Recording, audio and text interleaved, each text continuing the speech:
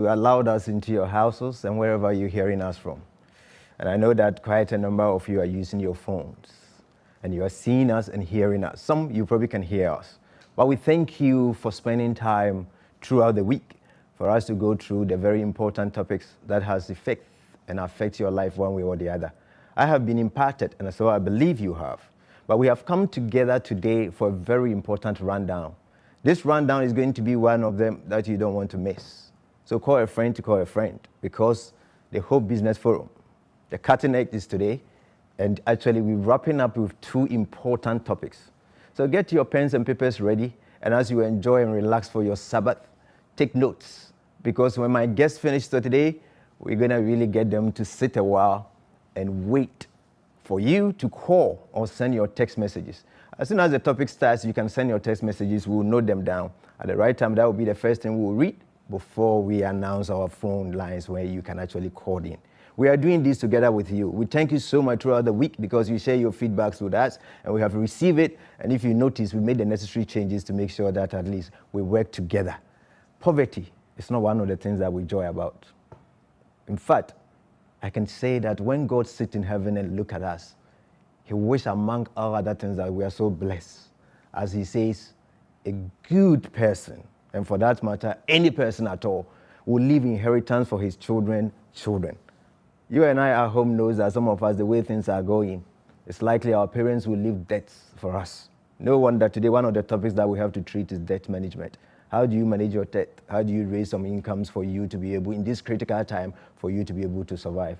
Again, HR issues is also one of the topics that we're going to dive into, because when dealing with human beings has never been easy, and it's the most difficult part.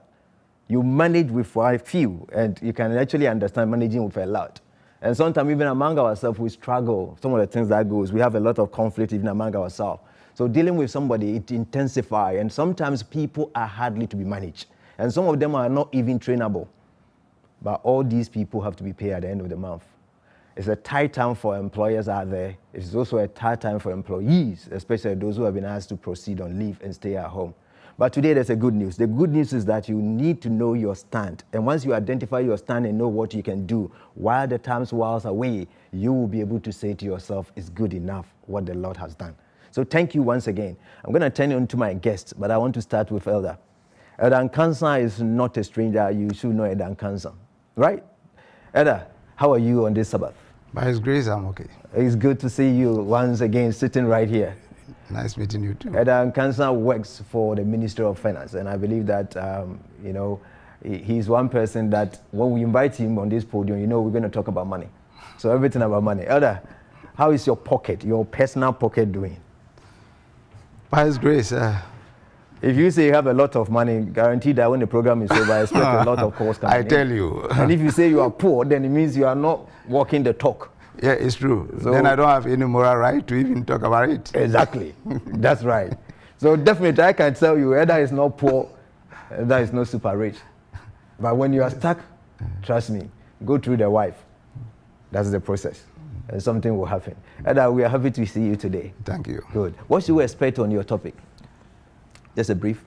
For our audience to get a tidbit, especially those who are already in debt because of COVID-19, the tidbits as to how to come out of it, and also those who may be taking debt financing, loans, what are the tidbits also that they have to understand as they go through it. Then we also touch on other sources of funding businesses. Are you in debt? Have you borrowed from somebody? Have that stopped you from going to church or certain places? Now, just wait for Elder. When he comes, we'll give you a few tips. Are you yet to go and get a loan from friends and families or to the bank? What are some of the things you should be careful so that you don't end up being in a debt? Wonderful. Elder, thank you so much. Mom, let me come to you. Dr. Stella Ajenyum Boateng. Doc, only here you want the big things are happening at VRE. And one thing I do know that quite a lot of young people want to work there because in national service, they tend to pay them a bit higher than they pay the ordinary national service anywhere else. So where you sit now and people that you look after, trust me, it's an enviable position. Everybody would love he works for VRE. Really? How do you manage the 1,000 people over there? Yeah, I mean, it's all about, setting the right boundaries and working through them, using the right communication skill to make sure that people understand, what the strategies are, what you are carrying across, and why you need their buy-in, because at the end of the day, we sink together, we swim together, and, we derive the best out of it together. That's great. So what should we look forward to today? Yeah, so today I'm just going to look at the new normal, as we put it, Right. where we are today, and the people issues in terms of, what has been the expectation of people.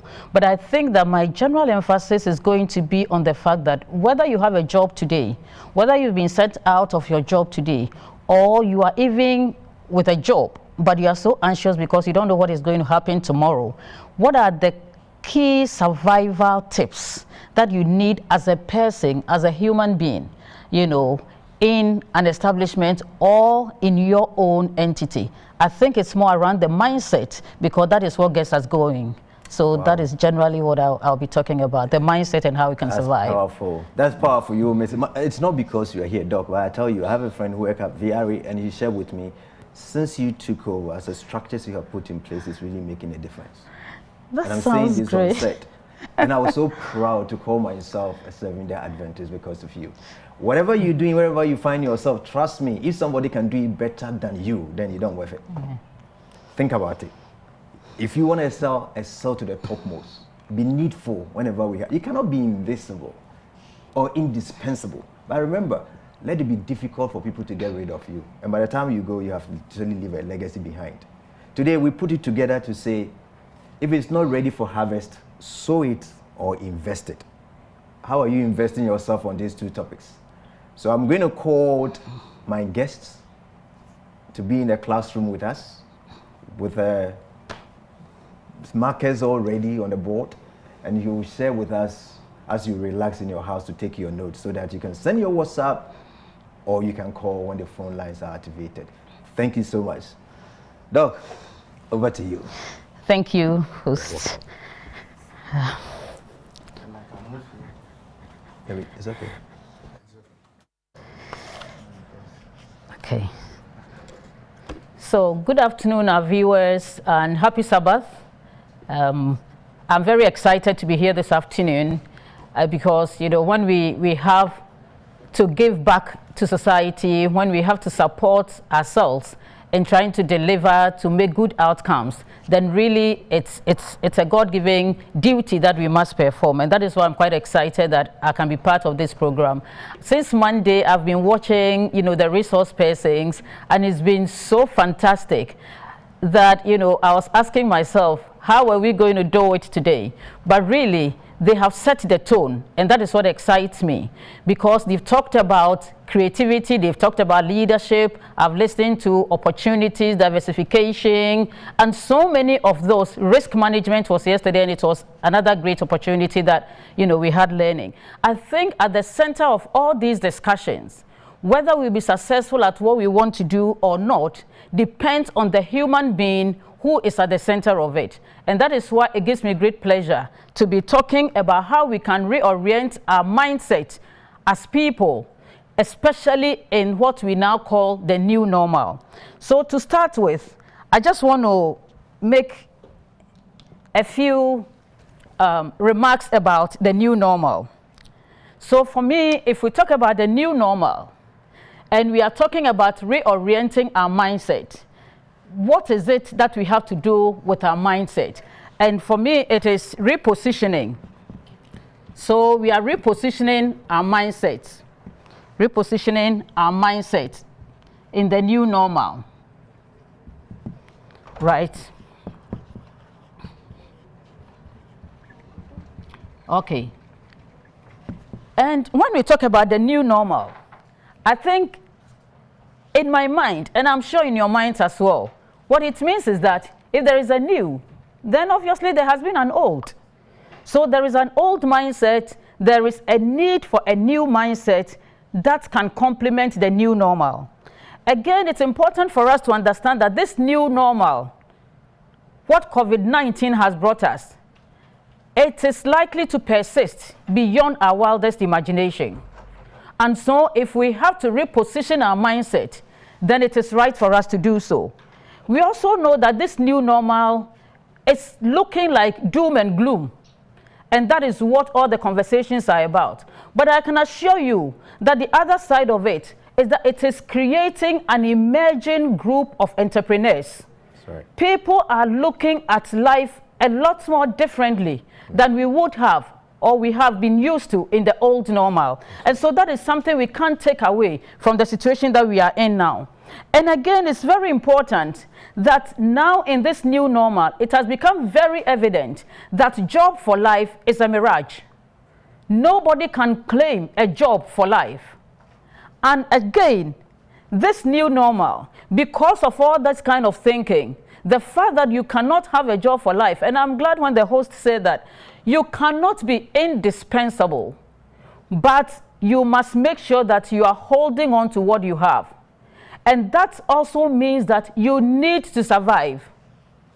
And therefore, the survival instinct in this new normal, it's complementing the reason why we need to reposition our mindset. And when we talk about survival, I would want to quote a statement by Charles Darwin. Charles Darwin is a naturalist, or was a naturalist. And he ever made this statement. He says that it is not the strongest of the species that survive, nor the most intelligent, but rather the most adaptable to change. So you need to understand what are the key words. It's not about how strong you are. It's not about how intelligent you are. It's about your readiness to accept and adapt to change.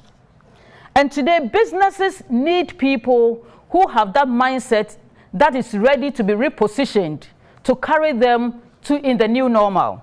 And so, again, another great person, Henry Ford, also made this statement. And he says that you can take my factories, burn up my buildings, but give me my people, and I'll bring my business right back. That's powerful. Burn my buildings, take away my factories, do whatever you want to do. But for as long as I have my people, I can bring my business right back. What this really means is that it doesn't matter what COVID-19 is doing. It doesn't matter what businesses are going through. Yes, they are challenging times. But for as long as businesses have the right people in place, with the right mindset, businesses can rise up again. And the question we need to ask yourself is that, are you one of those right people that a business would want to keep so that together you can rebuild what has been destroyed, what has been burnt down? Are you one of those? Or you are one of those people who think that you want to live in the old normal and still expect magic in the new normal? That is not possible. And so these two key quotations should be driving and, reminding you that if you're adaptable to change, you can survive the new normal.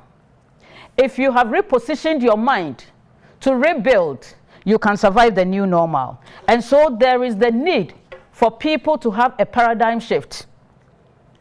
A paradigm that is moving from the old to be situated in the normal. And so as we go on, I want us to now look at the key survival factors. Key things that as people, whether you are in the employment of somebody or an organization, whether you have started your own business or you are doing business that you are sustaining, or you want partnerships or whatever, the key factor in there is how will you as a person survive. And these are the key things that I just want to share with you. And I'm sure that in the question time, we'll be able to pick specific items. So the first thing is that understand. So the first key factor is that you must understand that, just because we don't have much space in here, so let me start. The first one is change. So understand that change is constant, whilst learning is ongoing. So that is the first survival factor. Change is constant, learning is ongoing. If change is constant, then your business resisting change may not necessarily help you to survive, but rather accept change and ask yourself, how do I live within this new situation? The new normal is with us. Whether you cry over it, whether we like it or not, becomes very immaterial at this point. But repositioning your mind to say, how do I live in this new normal? That is the kind of change, a mindset change that we are talking about. And in trying to understand that, you need to seek knowledge to understand the present. What is this situation? How do I survive in this present situation? Accept the fact that the market dynamics have changed. Customer taste and customer behavior has changed. The new work environment has changed. Today we are talking more about remote working, much more than working, on site. All these are changes that you must accept, because if you don't, you cannot live and survive. Don't expect that yesterday should fit so much into today. Yesterday fitted into yesterday.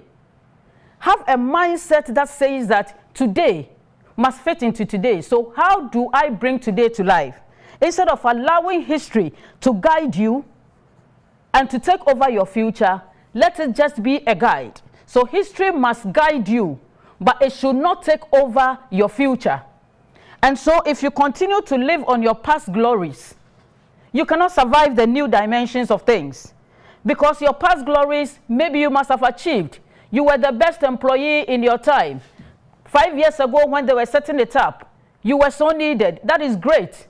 But I can assure you that 5 years ago, what got you the best employee might not necessarily, if you repeated that today, or try to transport that to wholly fit it into today, you're not likely to get anywhere, because the dynamics have changed. And so it is important that you don't live on your past achievements and your past glories alone, but you make sure that that just guides you into what the future or the today is. And until you are ready to understand and apply knowledge to the today, you might have a challenge. Because learning is a lifelong mission.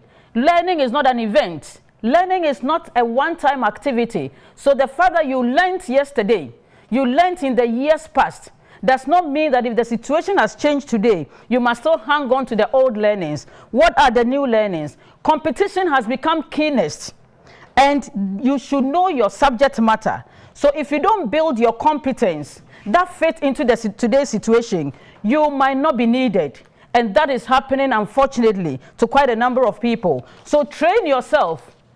The webinars are going on, a lot of online training, a lot of classroom training. There are so many opportunities. And what has happened this week, for me, is a great opportunity that if you have missed it, you've really missed something. Because that is how you get to know what is happening in the today situation, in the new normal, and how you can take advantage of that. The second key survival factor is self-discipline. So self-discipline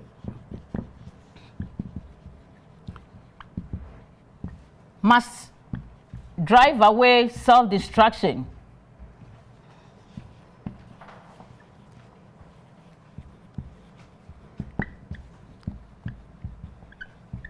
Self-discipline must drive away self-destruction.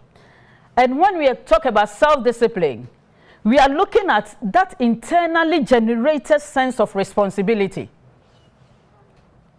That self-discipline is an internal activity. It doesn't dwell so much on what is happening around you, but you know why you must sacrifice, because you have a goal to achieve. And that goal, you can only reach it when you are sacrificing. So when you are doing things that are not in line with that disciplined activity that will get you to your outcome, then you need to recheck it. So the sacrifice, if you are sleeping 10 hours, now you know that the competition is keener. You know that you need to delve into, knowledge that you didn't have before.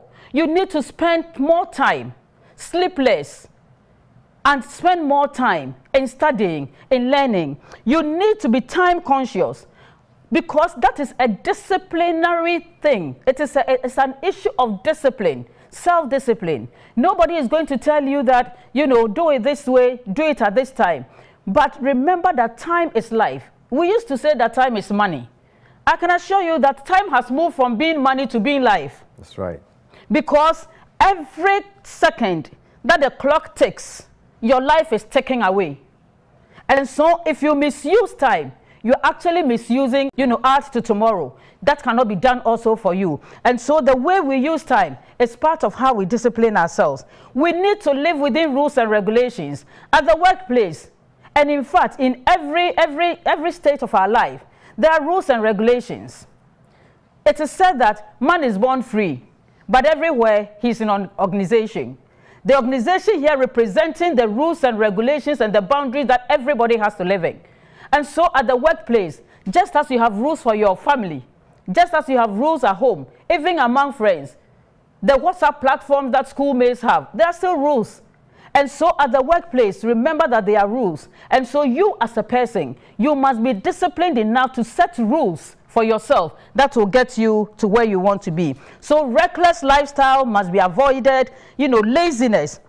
And you are responsible for your own relevance. Nobody creates your relevance for you. Nobody is responsible for your relevance. You are responsible. How do you want to stay relevant at the workplace and in the new normal? So that when they are looking for that one person will be you. Because if you don't, then you are rather heading towards self-destruction.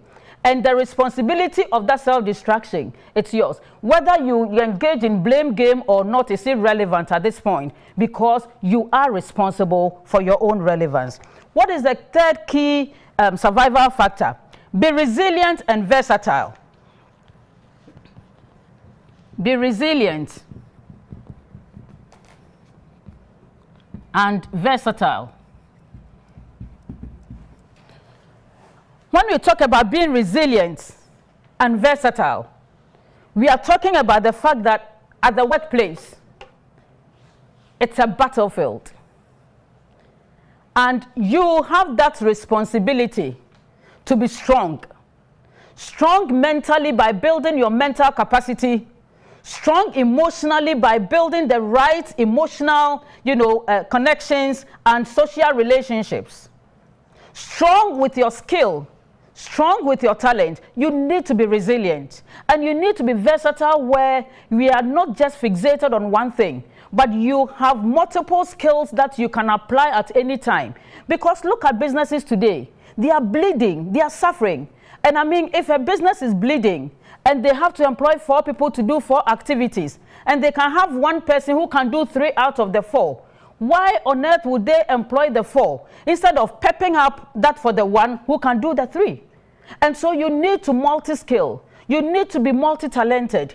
And in fact, you have to be resilient at that battlefield.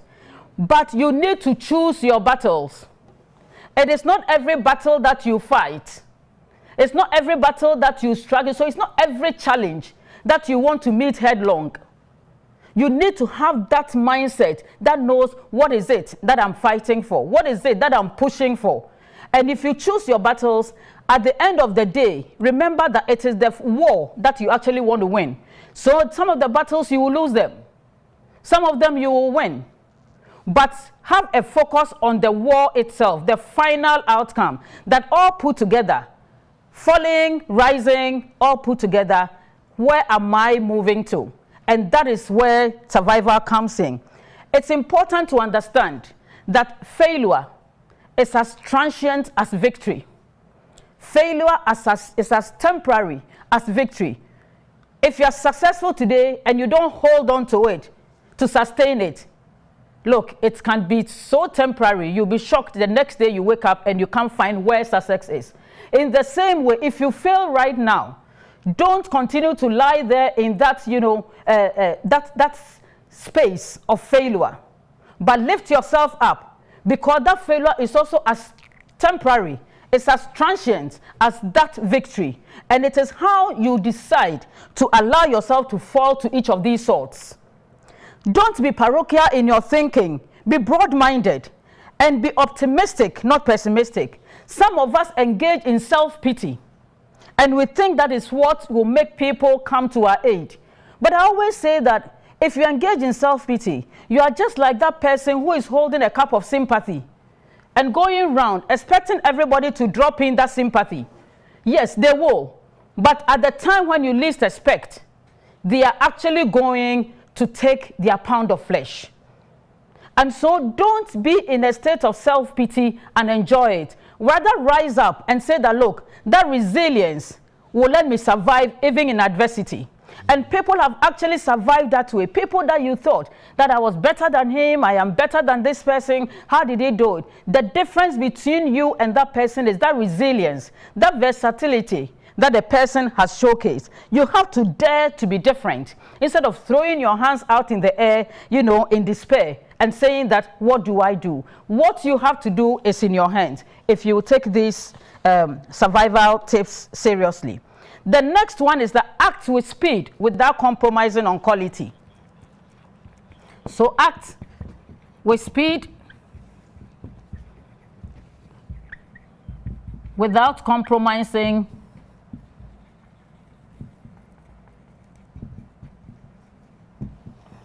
on quality. You want to survive in the new normal. There is so much competition. Time is not waiting for you. Nobody is waiting for you. We are looking at the best quality within the right time. So don't engage yourself in what we call analysis paralysis. Because when you overanalyze and overanalyze because you want to achieve the total 100% perfection, by the time you achieve it, that analysis would have, drawn you into paralysis. It cannot do anything again for you, because by the time you are done with all those kind of things and analysis, which are irrelevant sometimes even to the answer or to the outcome, somebody else would have taken that decision. Somebody who was about 80 to 90% will take that step and then fitting the 10% whilst, he's taking feedback on what to do. So make sure that speed is of essence, but let it not affect the quality of what you deliver. And that is why risk-taking becomes an issue that you need to deal with. And yesterday, we learned about that. So please make sure that in taking the risk also, you look at the pros and cons of every decision. I have said that if you want somebody that you will be part of your team, you are looking at somebody who doesn't come to you only with a challenge. You are looking at somebody who comes with the challenge, the problem, in one palm. And in the other palm, he has some alternatives that he's discussing with you. This is the situation I find myself. This is the problem I'm seeing in the assignment giving. But I've been thinking about it. And I feel that maybe if we did it this way or that way, perhaps. So you are coming to the table not only with a problem. Who cares about your problem? But we care a lot about these are the alternatives. It may happen that any of your alternatives might not even work, but it sets a certain tone that this is somebody who thinks about the job, who is innovative, somebody who is always driving a certain mindset that will give us results. Because if you are somebody who is so rigid, rigidity only creates boundaries and keep them so tight that they can suffocate your business. And so it is time in the new environment, the new normal, to allow flexibility to be ahead of rigidity. Because flexibility will allow the considerations of relevant external material. And that can support you in delivering innovative solutions. And that is what businesses are looking for now. And we keep saying, thinking outside the box. You can't think outside the box and get the right information to bring into the box when you want to remain in the box. And so it is rigidity versus flexibility. The fifth thing is the savings culture. Okay. What I call... Mama, I'll let you just continue with that writing. They said you are taking notes so that you can use the rest of the time to just... I think that is better, yeah, because it's taking a bit of time. So savings culture, that must take precedence over spending culture because of unpredictability. Unpredictability. Who thought that, today it was going to be like this, what we are describing as the new normal? Whoever predicted that? But this is where we are. So if you don't have a mind that keeps saving towards that unpredictable future, then you come to the situation where you become a beggar in that situation, in the new normal. And so don't save what is left after spending. Rather save before you spend. It may sound very difficult, but it is the right thing to do. If you want to spend and save after you have spent, I can assure you there will be nothing left for you to save.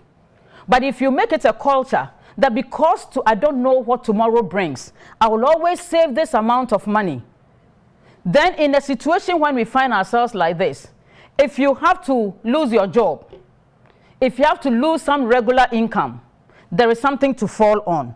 And you don't let your wants overtake your needs. Sometimes we are spending on our wants, and that is avoidable expenditure. Spend on your needs, which is imperative expenditure, something you cannot do without. You cannot do without food. You cannot do without, finding accommodation, paying for rent, maybe.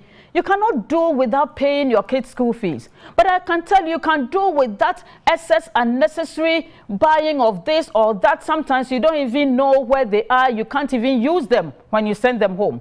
Impulse buying. These are things that you need to understand. If you have your own business that you are setting up, you don't need to always invest in brick and mortar to find a business running today. You can do it online. You can apply all the other forms. People even do business from their cars, from their homes. How are we getting on that? The next one is cash versus career mentality.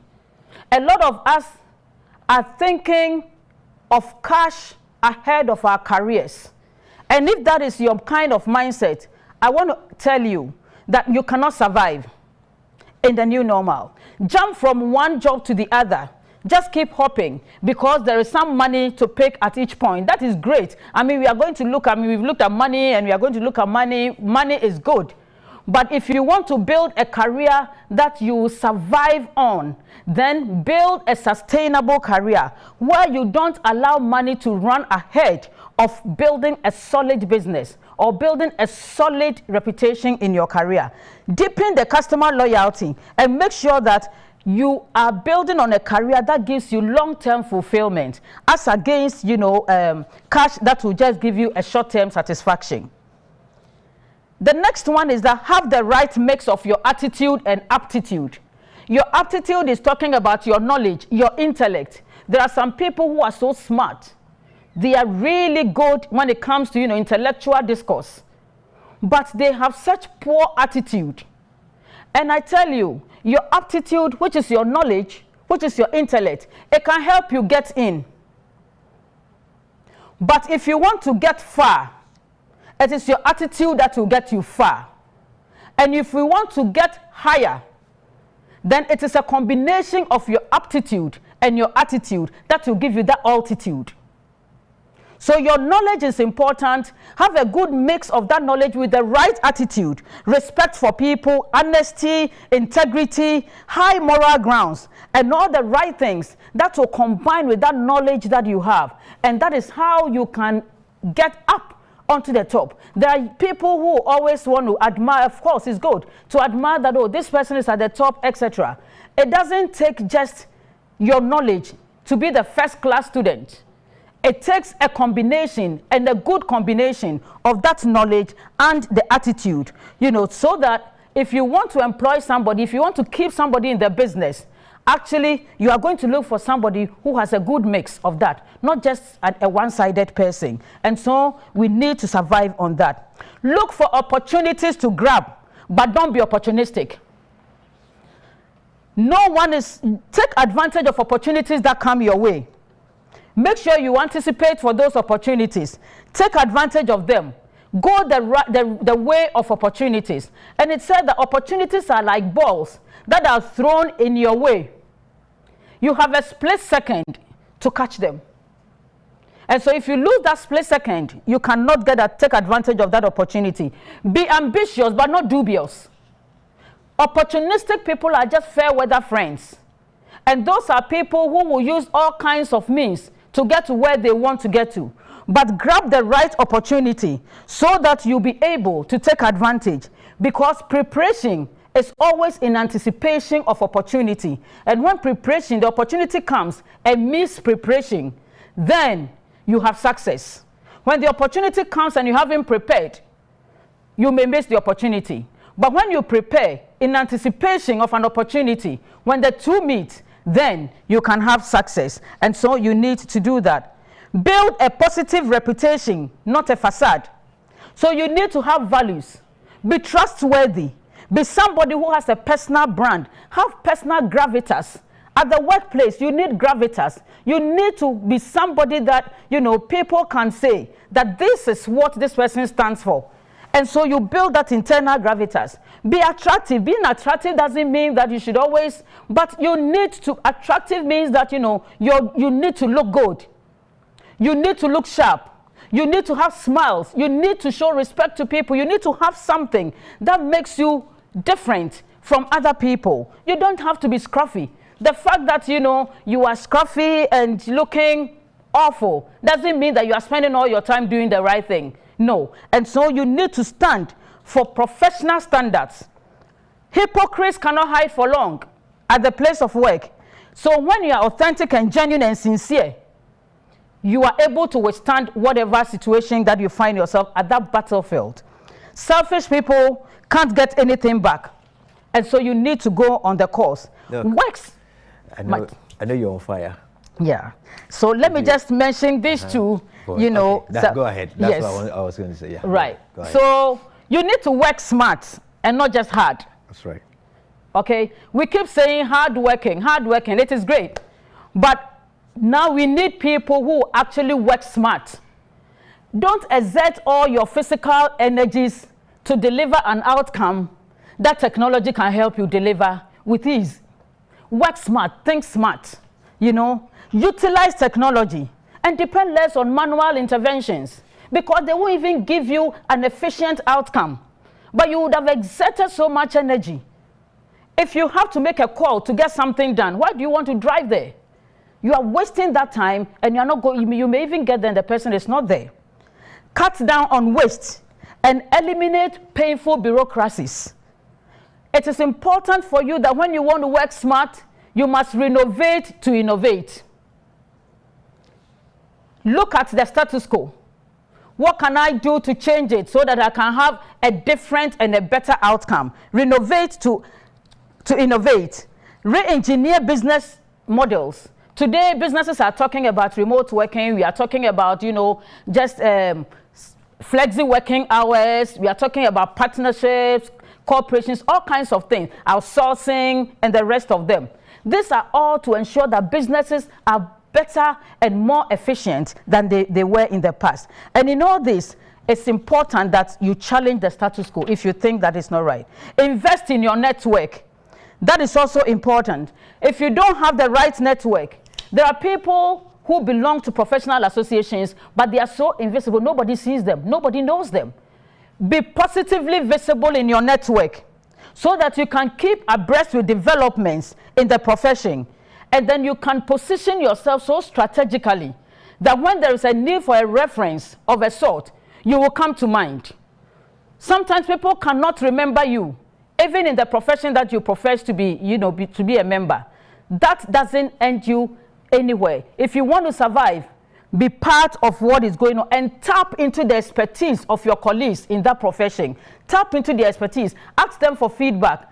Get role models in there. Let them, lead you and guide you in what you want to do. Seek mentorship and be able to identify your stakeholders so that you can map them and know how they impact your business and your career. What is the interest of these different stakeholders that I have? How do I work with them to make sure that, I get positive reference when my stakeholders have to give me that reference? Effective business communication. Don't engage yourself in unnecessary communication that is not purposeful. Every communication you get yourself into at the workplace, even in life, it must be purposeful. There must be an objective for it. And let not your efforts be whittled away by a careless word in your unguarded moment. So be careful what you say and be bold and communicate with confidence. such that you can carry your message across and get the right feedback and deliver the right outcomes. If you cannot deliver with confidence, you cannot be an ambassador of that establishment, because they cannot trust that even when you have the material, you can deliver it and get them the customers and the outcome that they are looking for. So you must communicate to convince, not to confuse. Right. Know your SWOT, and your SWOT is your strength, your weaknesses, opportunities, and threats. As a person, know what your strengths are so that you can consolidate these strengths. Know what your weaknesses are so that you can work to overcome them. What are the opportunities available for you as a person to grab? Okay. What are the threats that you need to avoid? When you assess this of you, then you are able to say that this is my worth. This is my self-worth, because I would have done the SWOT around myself. We do it for our businesses, we do it for people, but we never want to do it for ourselves. Be honest enough to do your SWOT, and that will determine your self-worth. Wonderful. Keep the God factor alive. That's right. I mean, that we cannot say more except to say that ask and you shall be given. That's wonderful. Seek and you shall find. Wonderful. Knock and it shall be unto you. In conclusion, let me just conclude by saying that if you want to reorient your mindset in this new normal, the ocean of the new normal is right here with us. You have three choices that I want to present to you. You can decide to swim in that ocean. You can decide to surf in that ocean. Or you can decide to sink or drown. So if you want to drown, you just have to keep doing the old things and expect that you can get new results. I can't be with you on that. You can decide to surf. And surfing means that you are so superficial, lackadaisical, you know, the wind blows and you follow the wind. So you are just surfing and enjoying it.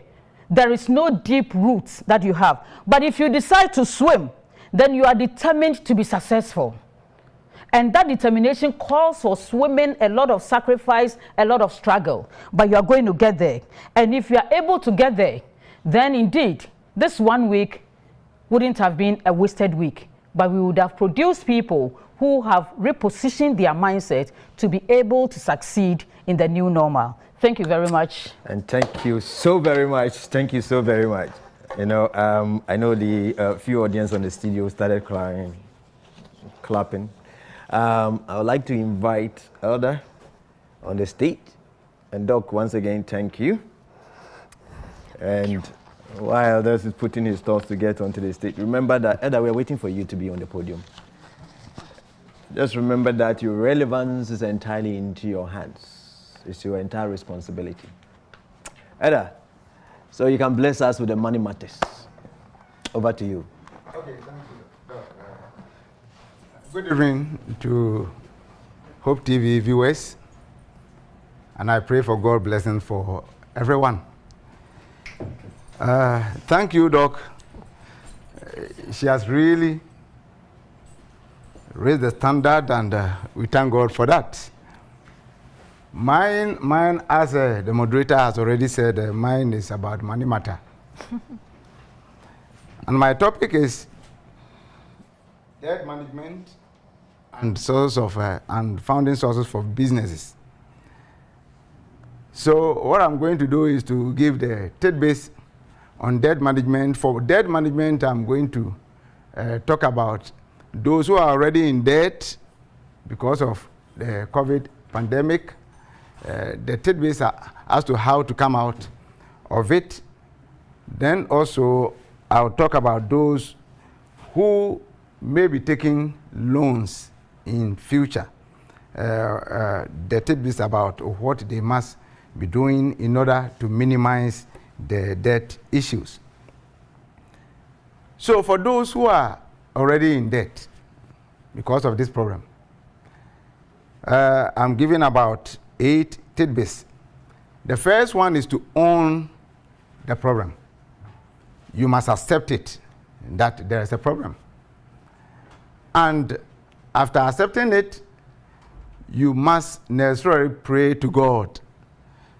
Doc has just mentioned about the divine assistance, and therefore it applies everywhere. You pray to God first for God's assistance, because in every situation, whatever you want to achieve, your effort come in, and God's favor also comes in. So you pray to God for assistance, and you discuss it also with your family, because the family must also understand the issue. There are a lot of people who, when hit by problems, keep to themselves without even talking about it to their wives or husbands and their children and so on. So they continue to demand what they need not demand. So that is it. And the second one is to simplify and adjust your lifestyle. We need to simplify and adjust our lifestyle. We cut down our expenses and avoid impulse buying and so on. Philippians 4:12, Paul says something there, that he's lived in poverty before and he's lived in riches before, and he has learned the skills of living in each of them. So it's very good when you are in a crisis like this, you learn how to simplify. You learn the skills of adjusting to the situation. So you cut down the expenses and so on in order to live very simple. Then the third one is to renegotiate with the lenders for restructuring of debt. If it's a bank, you renegotiate. If it's an individual, you renegotiate, because they are all in it. We all find ourselves in the same condition. And it will be relatively easier, but the issue here is to go with evidence. It's unfortunate that some of our micro enterprises, our micro entrepreneurs, don't keep records. And because of that, it becomes very difficult to even prove. But still, it's better we renegotiate. Then the fourth is to do things differently. We have to do things differently. In respect, you need to do things differently. Outstanding customer care, doing extra job, and so on and so forth, in order to be able to pay the debts. The fifth is to convert private assets into commercial purposes. Assuming you are in a debt but you own a private car. This private car can be converted to an Uber business or taxi in order to help you or contribute something towards the debt repayment. Or assuming you and your wife are living in a 4-bedroom house. At this time, when you are in debt crisis, you can rent maybe 2 and just move into 2 for a few years in order to readjust. Then the fifth one, the sixth, is to fall on your social network. Is it possible to discuss the issue with family members, friends, and so on and so forth? Your lovers. That is why it is said that if you are making friends, you have to make friends with those, not only with those who are below you, but also those who are above you. So you have a right mix of all of them, because each of these groups will have a certain role at any point in time. So it's better you can you look around with your social network and find whom will be relevant to discuss this issue for an assistance. The seventh one is to dispose assets if you have. I usually advise those who come to me for advice when they are about to take loans, that if you don't have an asset, it's better you don't take loan. Because if you don't have an asset, or even if you have an asset and you are taking a very big loan, I ask you to reconsider it. Because if you are not very careful, this world, we are living in a world which is an unfair world. Anything can happen. And assuming this on these unanticipated issues happen, and you are in debt crisis, heavy debt crisis, and the bank or the lenders are on you, look at it. If you are not very careful, you develop a heart problem. That's a health issue, and you'll be in trouble. So if you are in a debt crisis now, look around you. What do you have? Having considered all the other options, if there's nothing that you can do about it again, now you may need to consider selling some of your assets in order to pay part of this loan. If you are able to pay part, then the lender may be more sympathetic for maybe restructuring the rest. The 8th one is debt management agencies. In some countries, there are some debt management agencies who buy debts. They will take that responsibility of repaying that debt, then they will restructure it with you with a fee. Here in Ghana, I know debt management agencies who only do debt recoveries. I'm not quite sure of those who buy this. And it's an assignment for our young ones to search into the nest and see if... A few. Yes, if we have them, that people can also assess. So these are some of the tidbits for those who are already in debt because of COVID-19. And I pray that they may find one or two relevant in order to relieve them from the crisis. Then what about those who may be taking loans? Because we've been taking loans always, but there are certain problems that there are certain challenges that we go through. Let me give these tidbits also. If you are about to take a loan, the time that you take that decision to take a loan up to the time that you repay the loan fully, everything that is in between is part and parcel of debt management issue. So whatever you are doing, you need to be very careful. So number one, we need to be mindful of the source of the debt. Whom are you going to take the loan from? Bank, individual money lenders, microfinance institutions, or who? Be very mindful of the source. 2 is to negotiate well. Otherwise, ask somebody to help you. Don't just take anything that the lender proposes. We have a lot who are inexperienced negotiators, but we sit with the bank and just sign anything. We need to be very careful. And in doing the negotiation too, you make sure that there is a clause that will relieve you when a problem like this COVID is encountered.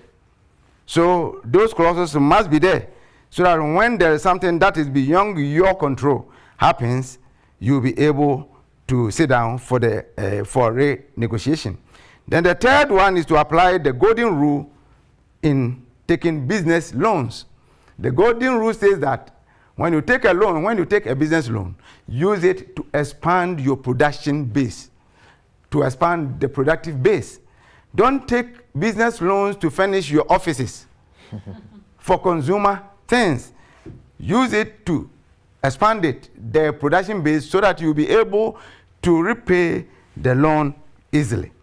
Then the fourth is to take loans that fit your business needs. Assuming you need a loan you need a loan to do something that will bring returns in the medium term, 3 years, or long term, 4, 5 years, and you go in for a short-term loan, it's going to harass you, because by the time you start paying the loan, its returns wouldn't have started coming. So it will create a debt crisis for you. The fifth one is that don't take loans or credits because they are available and they are accessible. There are some people As soon as they hear there are loans here and there, they just rush. So they grab loans here and here and here and here, several loans, before even they think of what to use the loans for. That is problematic. So it's better we avoid that character trait. Number 6 is to ensure that we read and understand all the fine prints of loans, especially those that are considered as hidden costs. There are about 8 or 9 hidden costs. Most banks apply about 5, 6, 7. Unfortunately, most entrepreneurs just consider only the interest rate, and they think that is all. That's the only term for loans. But there are a whole lot of things that are embedded in the agreements. A lot of people don't read the whole agreement, especially those supplemental part. And it's very good when you are taking loan, you read all those things to understand the fine print, the default rate, the processing fee, the insurance fee, the closing stocks, the grace period, and all those things. You need to understand all those ones before you sign up for any loan. And we have to take note that whereas effective debt management and effective debt repayment open more doors, poor debt handling closes a lot of doors and harass the entrepreneurs. And with this, I think we are done with the debt management issues. So let me now tackle on the funding sources. Okay. Also, when we talk of funding sources, a lot of entrepreneurs just interchange it with capital. But there are two different things. So just a little bit of distinction. We have our 5 forms of capital, namely human capital. Doug just talked about it. Human capital constitutes every endowment that one has. Every endowment, personal endowment within, inbuilt. So the energy, the innate talents, the skills, the exposures and experiences, creative ideas, positive attitudes, and all those things that are with you, they are part of the human capital.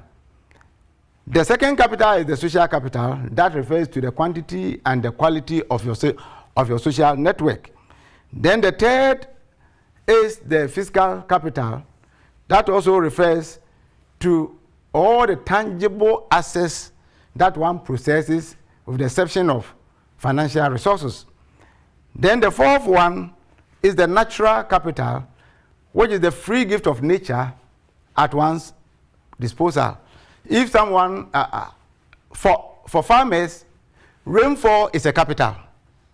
It's a free gift of nature from God. Volta River is a capital to farmers who are living along it, using it for irrigation or for fishermen along it.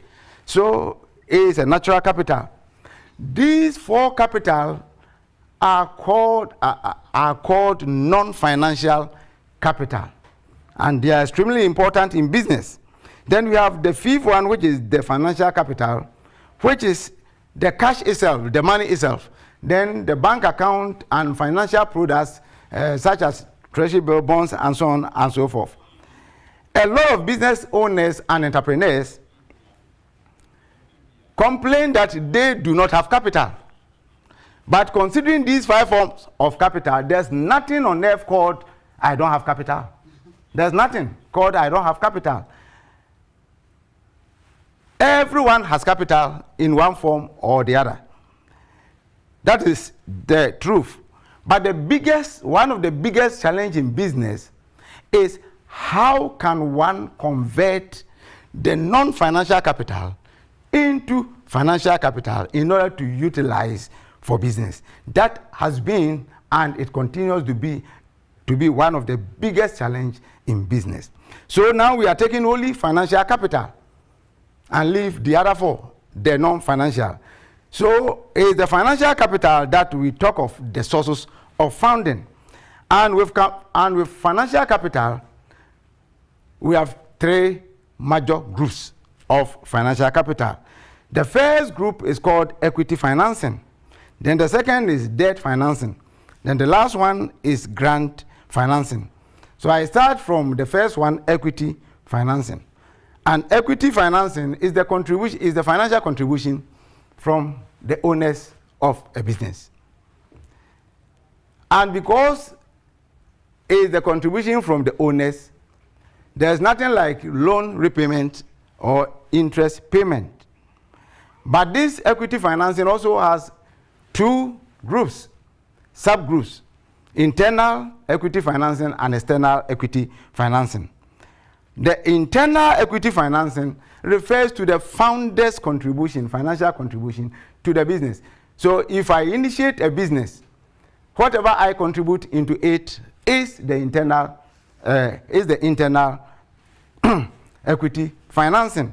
And the sources of internal equity financing are personal savings, retirement fund. If the person is a retiree, then that becomes part of the personal savings. Then disposal of assets. Businessmen dispose assets in order to infuse and inject their resources into the business. Then the fourth over there is the retained earnings or the retained profit, the part of profit which is not spent but reinvested into the business. Then the debt collection, especially those outstanding debts that are recovered later. These are all sources of internal equity financing. And this type of financing is extremely important. Why?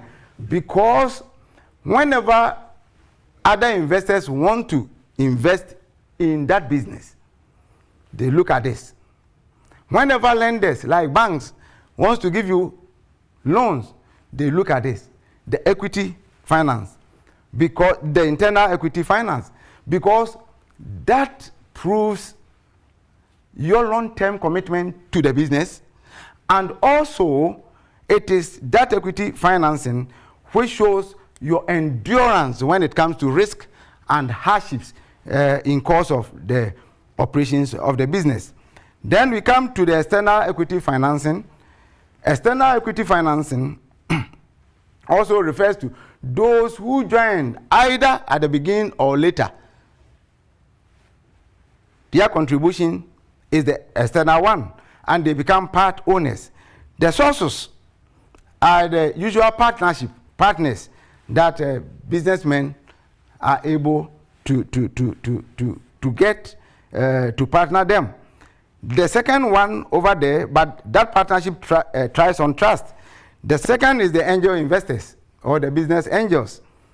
Angel investors refer to wealthy and professional investors, individuals who look around to find promising and high growth investment opportunities and put their money there.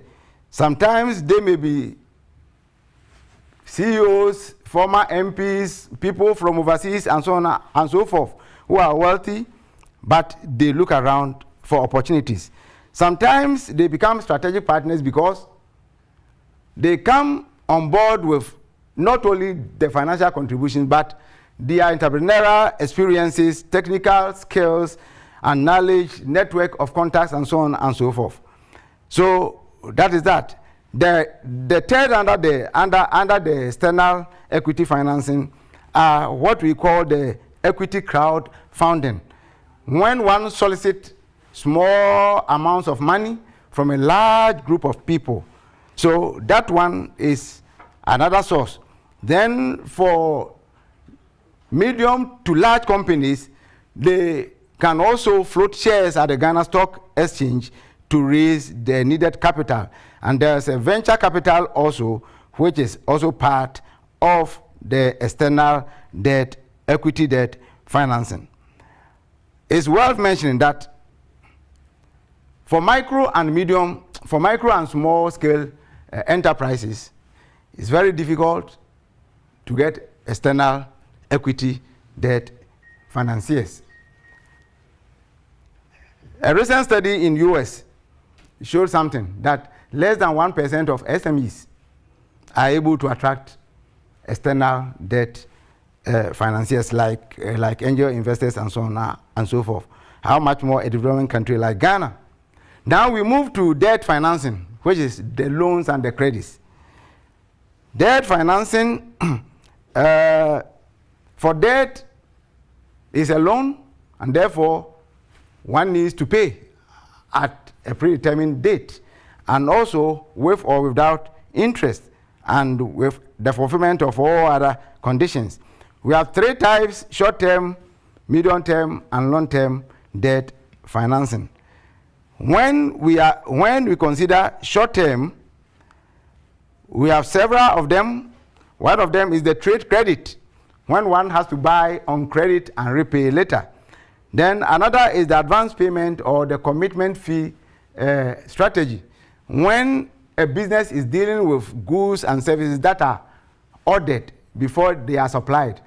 Then commitment fees can be taken as in order to operate before the service or the products are delivered. And also we have installment credit purchases, where suppliers can supply equipment and other goods on credit, and the beneficiary pays in installment. We have bootstrapping arrangements, where an owner arranges to utilize the facilities of another in return in order to pay a relatively smaller fee as compared to when the business buys the facility itself. We have the leasing, and the crowdfunding also comes here. But we have loans also that are part of the short-term arrangements, short-term debt financing. The loans can be from family members and friends, which we usually call love money or patient capital, because they come from loved ones, and the terms are quite feasible. But whenever you are able to receive loans from family members and friends, we need to be very careful for not taking them for granted. Then we have the credit unions also that provide loans. Then the banks also provide loans. But in order to qualify for the minimum criteria of banks, you have to at least satisfy some of the conditions. They usually call the 5 C's: character or the credit history, the capacity to pay, which is based on the cash flow, then the equity capital, the collateral, which provides an assurance that if you default, they will have something to fall on, and the conditions of the loan. Some people go to the banks or the lenders for loans, and when they are asked, what are you going to use it for? They say, oh, if you give it to me, I'll think of it, anything.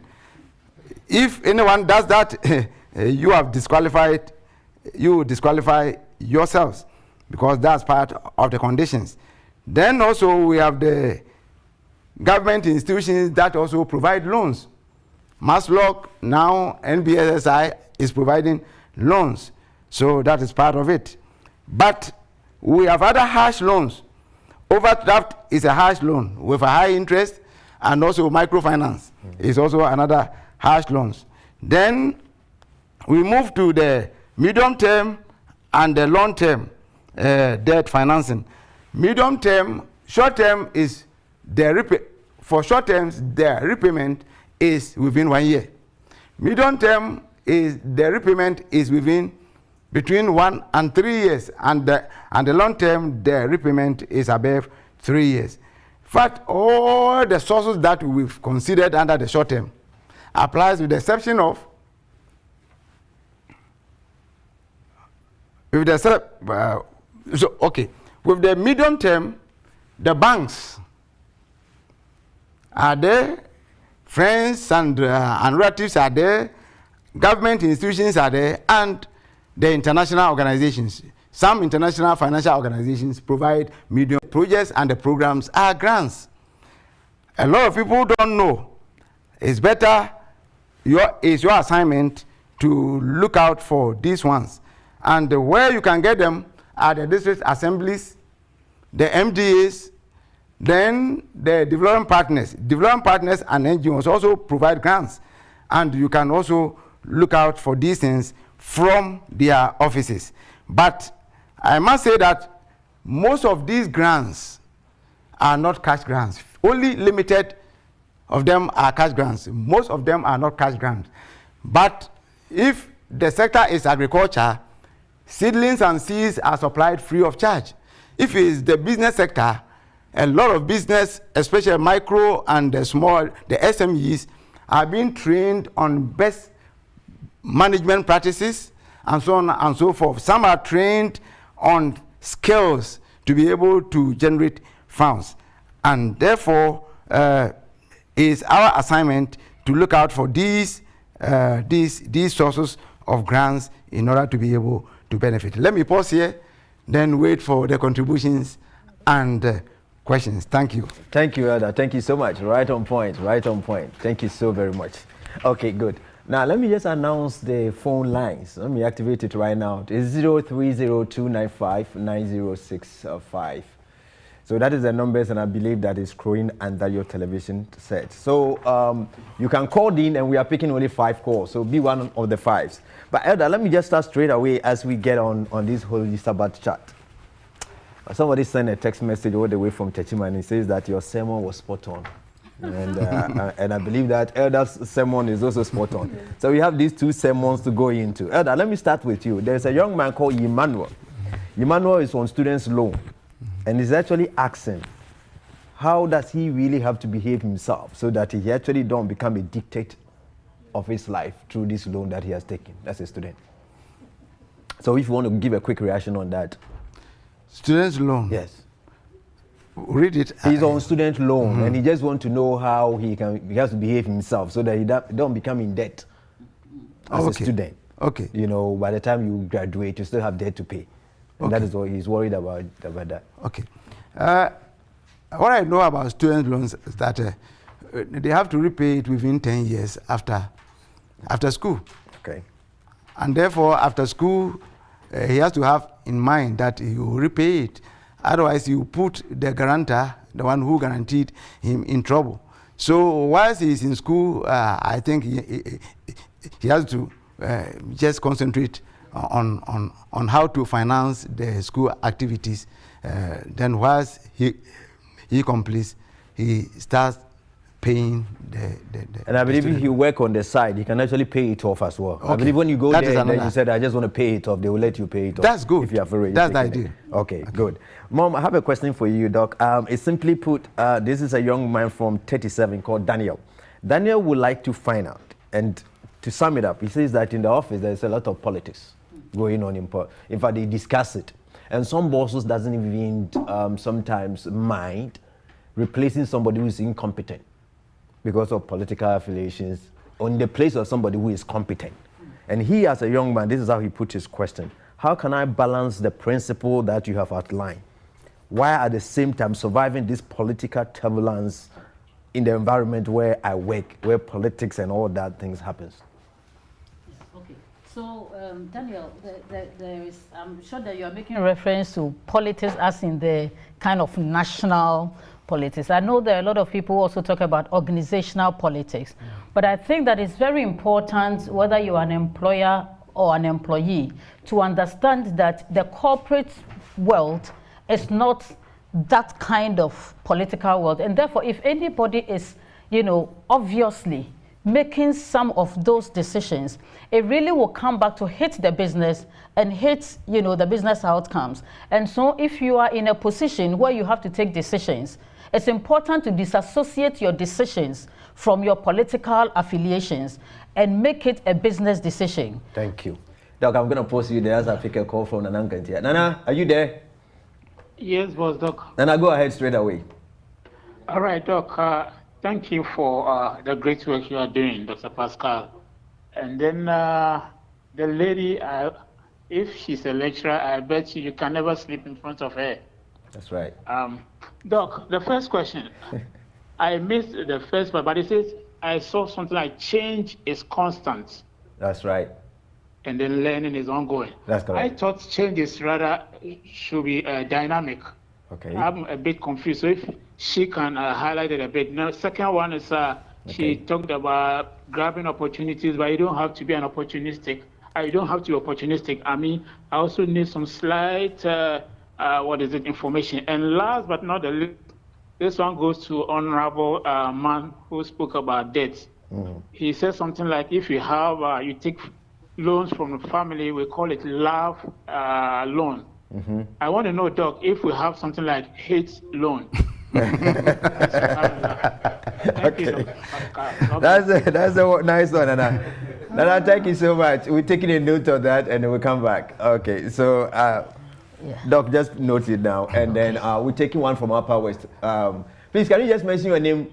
Some two. Okay, please go ahead with your question or your contribution. Please, my question is, how do we handle difficult customers? Okay. Hello? Yes, we got it. Some of them are very difficult. They talk anyhow to you and all that. What are the modalities in handling such kind of people that you relate with? Okay. All right. So I'll get it. I think it's part of what we treated the whole thing, Okay. We have a brother or a sister from Tema, is that correct? Anchi. Okay, Anchi, are you on the line? Yes, Doctor. Anchi, yes, from Tema. Anchi, can we hear you? Yeah, Doc, I can hear you. Go ahead. Yeah, please. I have a my question is I do buy and sell it. Okay. I supply to the market women. Okay. But some of them, if you credit to them, yeah, they promise you that they will pay. If you go, they will give you storage. So I have decided not those people, those who don't want, if they take the goods, they don't want to pay. I have decided not to pay them. That's right. It's advisable for me to do that. Okay, good. That is my question. Okay. We have producer, help me again with the name. Philip from Ho. Brother, talk to us. Yeah, Philip from Ho. Yes, sir. Go ahead. Yes, sir. I want to ask. I want to ask.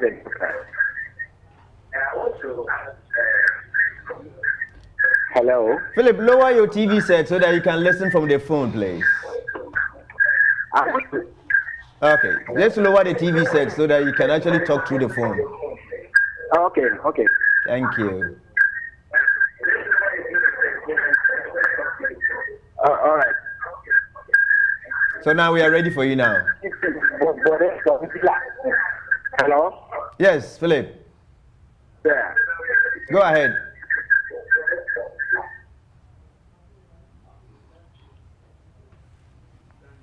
Philip, are you there? Oh, Philip is gone. Okay, your line is dropped. Sorry. Daniel from Sunyani. Daniel. Yes, sir. Daniel will be our last caller, so if you can go right ahead, we are ready. Is it good? Is it good to go for a loan for renting? Is it good to go for a loan or a rent? To pick a loan? Is it good to take a loan from? I'm trying to follow your point.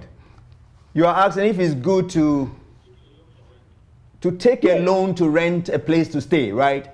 Exactly. Oh, okay. All right. Thank you so much. Elder will know that and they will respond to it. Thank you so much, Daniel. We thank you so much.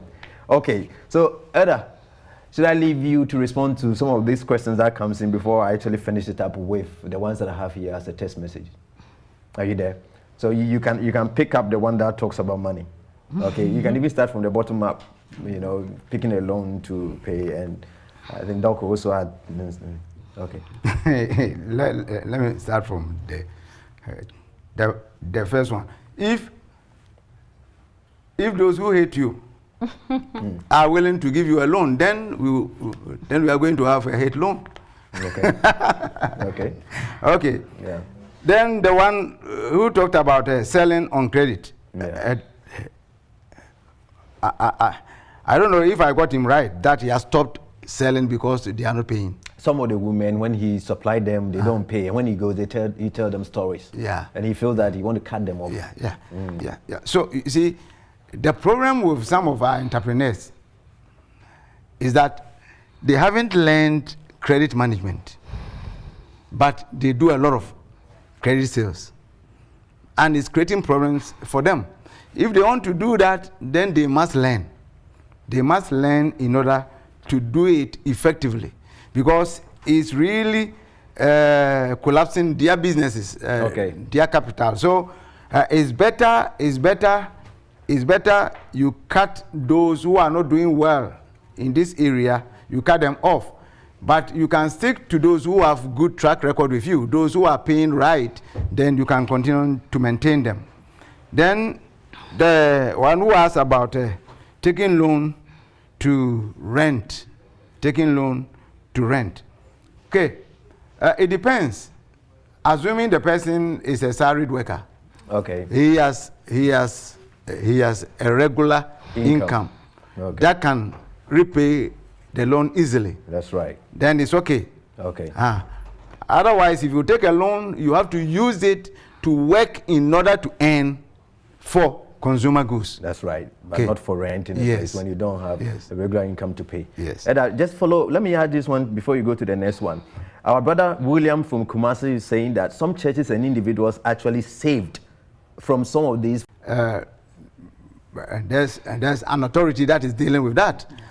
So in waiting, they must just put their mind off that place and just continue on with whatever they are doing. Okay. Yeah. All right.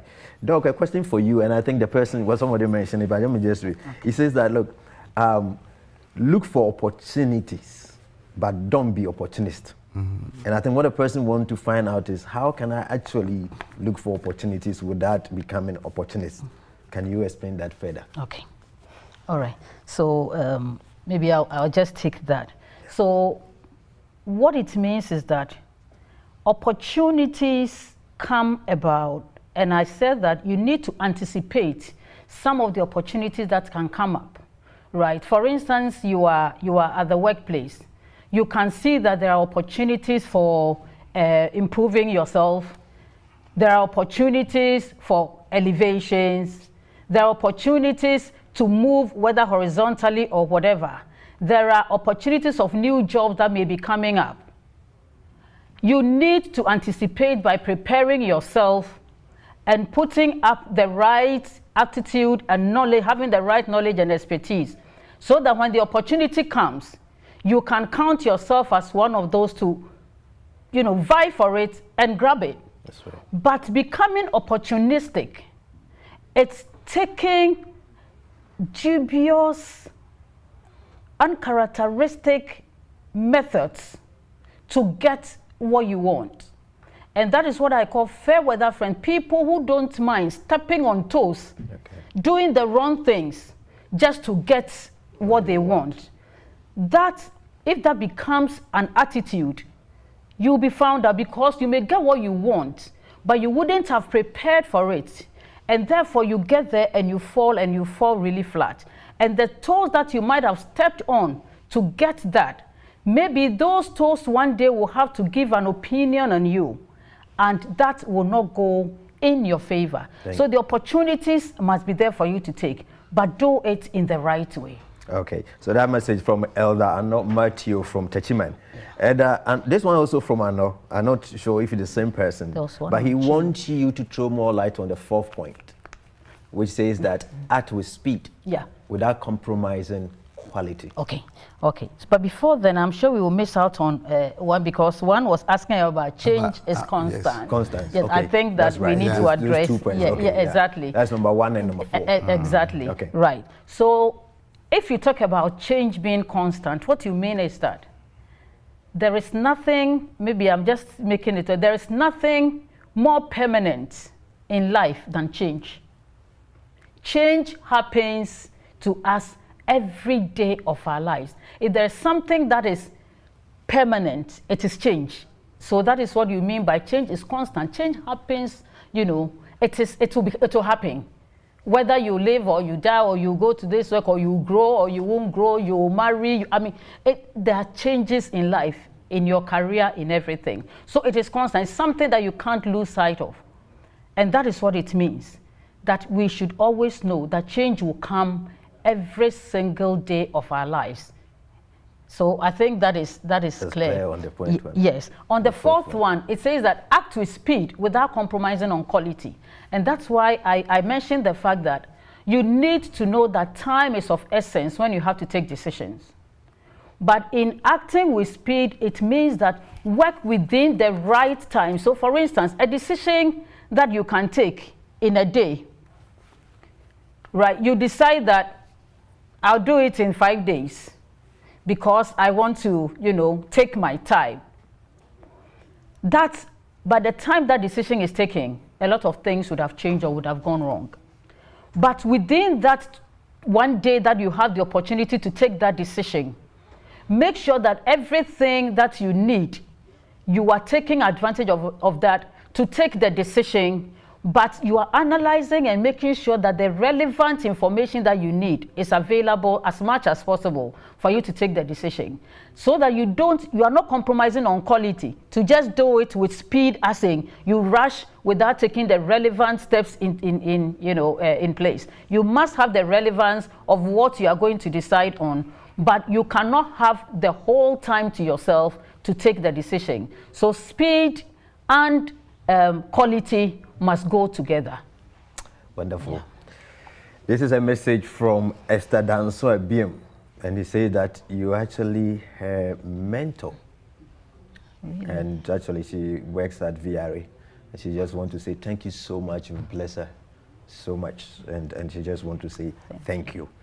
The next message comes from Ishos. He's writing from Techiman, and he says happy Sabbath.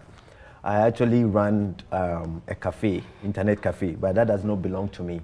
And I would like to set up something on my own. In fact, this question directed to the Hope Channel. So I believe that Nihamod will work on this one and see how best you help him. But how would such a young man who is actually running somebody's business and feels like I want to set up something on my own, what help can such a person get to be able to do that? I think when Doc was speaking, he mentioned of savings culture. So savings culture is very, very important to everyone. So now that he's had the idea of creating his own business, then he has to wait for a while, do some little savings, and seek help from other people, his or her social network, okay, in order to add up. Then he can start. But he has to also learn the technical aspects of the business, so that when he starts, he'll be able to succeed. Okay. John from Brekum. John actually says that I started a firm, okay, and I finance it solely. Like starting the businesses, the registration, setting up the offices, and all their expenses. And then actually, when I begin operations. So she goes on to say, he says, how do I get back the capital invested? All the money that I have put in, taking into consideration a company is a separate legal entity. So okay. How does he get the money how does he get back the money that he has invested in the registration of the company and doing all the things before he starts operation?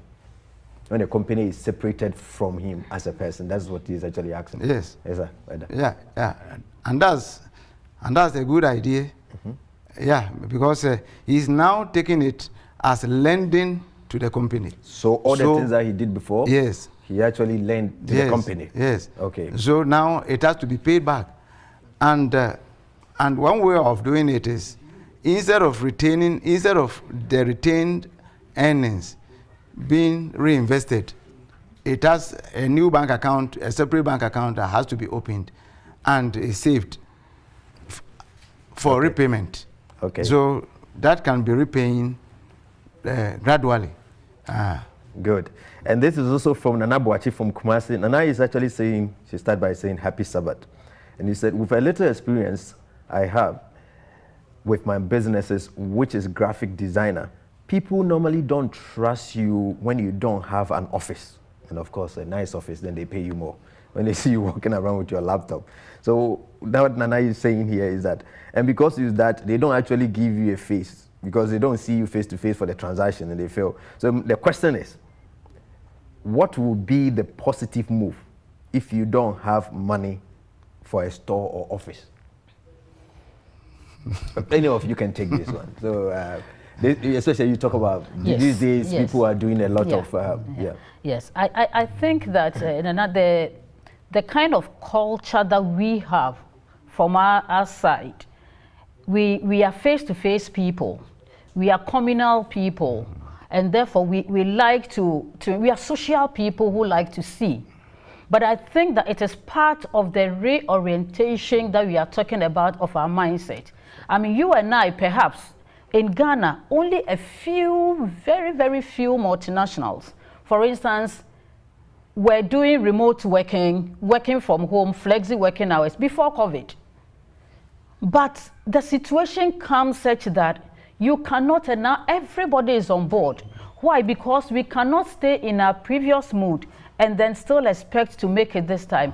And so I think the important thing that people might now reorient their minds to is that businesses can happen with or without an office setting, but whatever it takes. So if it is your contacts, if it is you delivering on time, if it is you making sure that you are trusted by your word and by what you say you will deliver, and then references.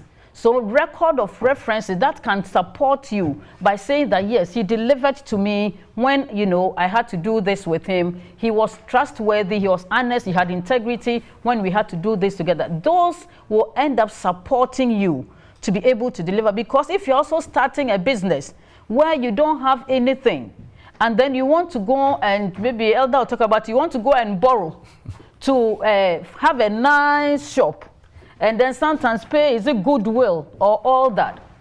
How is that going to impact on your end results and your profitability and growing sustainability of the business? Good. Thank you, Doc. I'll come with you for another question waiting here. But Ella, let me come to you now. It says that, can I pay off part of the principal of a loan before the agreed period? Especially for a fixed monthly deductions loan that you mentioned. And what will be the effect on the interest payment? Okay. When he decides to pay part of the. Okay. Yeah. In fact, that is part of the fine print of the banks. That's part of the agreement. They always stated there that if you want to prepay the loan before its actual end, this is the penalty. So they always spell it out clearly. So it is possible you can pay, but there's a penalty for doing that.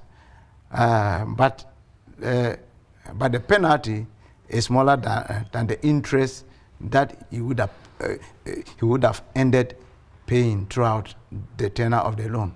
Thank you. Two questions left, one for you, for you. Doc, let me come to you. This is an interesting one. Jennifer says that I'm at home now.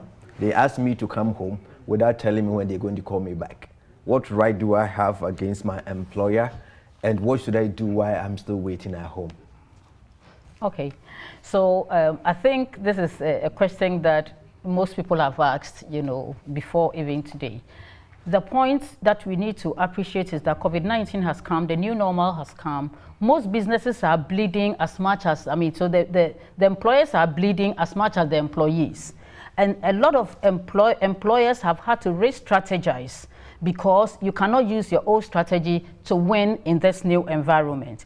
And in re-strategizing, it may sometimes even affect your organizational structure. It may sometimes affect the numbers. It may affect a lot of, working models. And so let's assume that that is the situation that Jennifer is in. And therefore, because of restructuring, because of, new models, Jennifer has been asked to be at home. The employer had a certain responsibility to ensure that this is fairly and rightly communicated to all those who are going to be impacted, that this is the way the business is going, and therefore this is what we want to do. There must be a clear criteria of people who may have to stay at home, and there must be a criteria that also tells them for how long that they are expected to be at home, by which time there will be a review of the decision, and the review of that decision may mean that the business is not doing well, and therefore we need all our people back. That's great. So or while they are still at home, what are some of the things they can be doing? So while you are at home, in terms of if it has been communicated to you, there is not, you cannot, you know, get yourself back to the office. But I think that you need to keep in constant touch with communication to know what is going on. But it is also important that you don't just stay at home and then fold your hands, your arms, waiting to be called. Because if the organization is also not doing well and they have no, you know, business, they cannot. Without business, they cannot call the people. So try and start doing something. That's why we talked about other skills that you should have and, you know, other talents that you must utilize to be able to get yourself going. Sometimes our hobbies can become our businesses. Okay. While we're still at home. While we're still at home. Great. Good. Edda, the last question here is from Kofi, and he's actually texting. He texts from Konongo, and he's saying that, look, our 10%, he knows where he has been returning it. And he said that when you are fruitful, you take a profit of 10%. Now that he's making losses, where does he take his 10% losses to? I think it's a question that you probably can hand it on to Pastor Jack. But I think that for this, this will bring us to the end of the show for today. And I think it has been quite an interesting one. But before I get you to give your last comments, I would like to invite the Wealth Creation Committee members who are here to join me up here. Quickly, please, if you can come. Elders? Yes.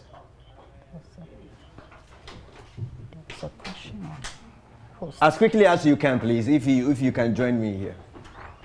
Okay. Don't forget the all night today. This evening is all night prayer. If there's a time we need to pray, this is the moment. And I'm going to be there. I'm going to stay up tonight. You know, so try and stay up and enjoy all the programs. Michael, as well. where's Michael? Where's Charles? Is Charles around? And Charles. Where's Charles? You'll get him for me. Okay. That was a question on difficult customers. Okay. Now, could I get the producer to stop production at the corner there and come over? We need you here. So while they are joining us for the closing remarks, and I would like to also give your remarks just short to the point. And what would be your last point? It has been a week long. In fact, 2 weeks, right? We should say. Yeah. We finished the tree version and then we went straight onto that. And I have a good news. People from other places are calling us that we should be able to extend. You know, Kumasi people have made an arrangement where you pay 10 Ghana cedis for the whole suburb. And they want to make sure that we put some wealth creation kind of a thing over there. So that is something that we do. We're looking for Charles. Is Charles around? Or he's vanished? So, Edda, if you can give your closing comment, please. Okay.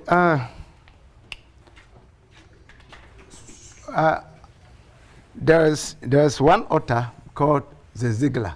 Yes, right.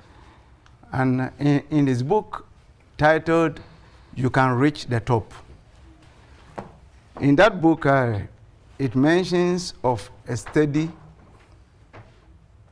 about 300 world-class millionaires. And he said 50% of them came from poor homes, poor background. 50% of the 300 world-class. And what he said was that after the studies, they found out that not where they were born, not the poor homes, not what happened to them, because they also encountered all kinds of up and downs, debt crisis, collapse of business, and all those things. Despite all those things, they have managed to become very rich in life around the world. And the lesson is that they learned the skills, they learned new skills of becoming richer and richer day by day. Thank you. I think the whole week or 2 weeks, for the past 2 weeks, Wealth Creation Committee together with a lot of our resource persons, have talked about new skills, strategies, tactics here and there. And I believe that our listeners, our viewers, have learned something. What is left is to apply and practice them. And also pray to God, because human effort, together with God's favor, will do the secret of success. The trick. Thank you. You so much. Doc, wonderful. Okay. Bless us. To close, I think that there's one question that is still outstanding. Somebody asked about how to handle difficult customers. That's correct. Yes, and I would just simply say that you need to put on your cup of emotional intelligence to be able to handle customers, or any person for that matter who is termed difficult. And for the sake of time, we will not be able to go into that. Thank you. But you understand. But to close, I want to also make this statement. In Shakespeare's Macbeth, there is this statement that says, "To be thus is nothing, but to be safely thus." That's wonderful. That's wonderful. So I'll hold it right there, and I go straight. Eda, just introduce yourself briefly, your name and where you work, and then we can just do that across. And we're done. Okay. Of the web creation, I work with SIC Insurance Company. So Eda is here, who works for SIC, and Eda, thank you so much. And then Eda? My name is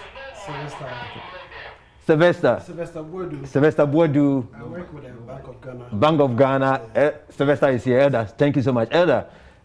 SP Labi, I work with Prudential. Eda Labi is here, Prudential Bank. Elder, thank you all for your support. And then?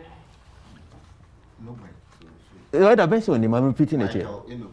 Eda Michael Enoku. Eda does his own business, right? And Eda has been the producer throughout. Eda, thank you so much. They see your faces, so I'm repeating what you're saying. And Pastor is here, Pastor Zach, right? Yes, sir. Pastor has also been very instrumental in the group. Once again, people out there, we want to thank you so much for gluing and taking time to stay with us throughout. The Tree version and the English version. Without you, this program wouldn't have been successful. And we have also taken all your feedbacks. And I'm telling you, we have learned, just as you have learned. And remember, I'll quote from Doc to finish. You are entirely responsible for your relevance. And God wants you to remain relevant. Just always think about these things. God bless you, and thank you so much for being with us. Thank you so much.